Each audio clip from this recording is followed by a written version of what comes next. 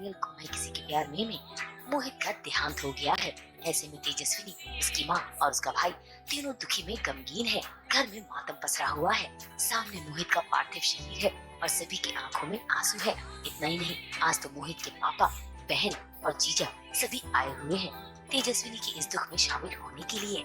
जहाँ पर मोहित के पापा बेहद दुखी है, लेकिन साथ ही कहीं न कहीं उन्हें इस बात की राहत मिल रही है कि उनकी मुलाकात उनके पोते से हो गई है।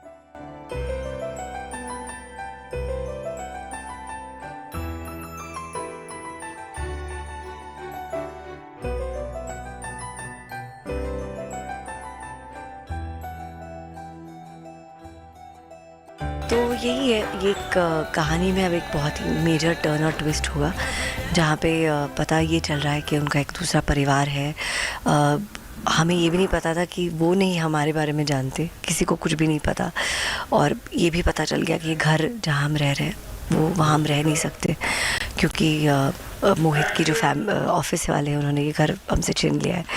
तो अब हम बेसिकली कहीं के नहीं रहे, और बस अब एक ही परिवार है जो मोहित का पहला परिवार है, वहाँ हमें जाना पड़ेगा। तो आज हमें इस सीन में, फिर इसके बाद हम जो शूट करेंगे सीन, उसमें वो कहेंगे कि हम इनको ले चलो अपने साथ अपने घर।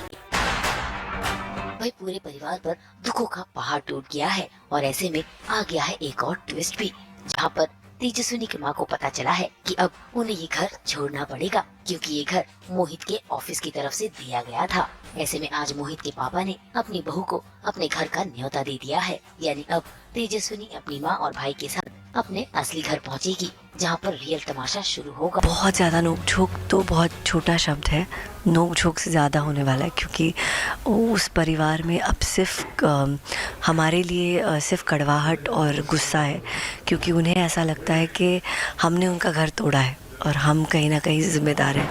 तो इस वजह से बहुत ही अब मतलब मैं, तेजू और वेदू और अगेंस्ट द वर्ल्ड, ऐसा कहीं ना कहीं एक पड़ाव शुरू होने वाला है। और कैसे हम सब तीनों एक साथ रहकर इसको मुश्किलों का सामना करेंगे, दैट्स व्हाट्स गोना बी आगे।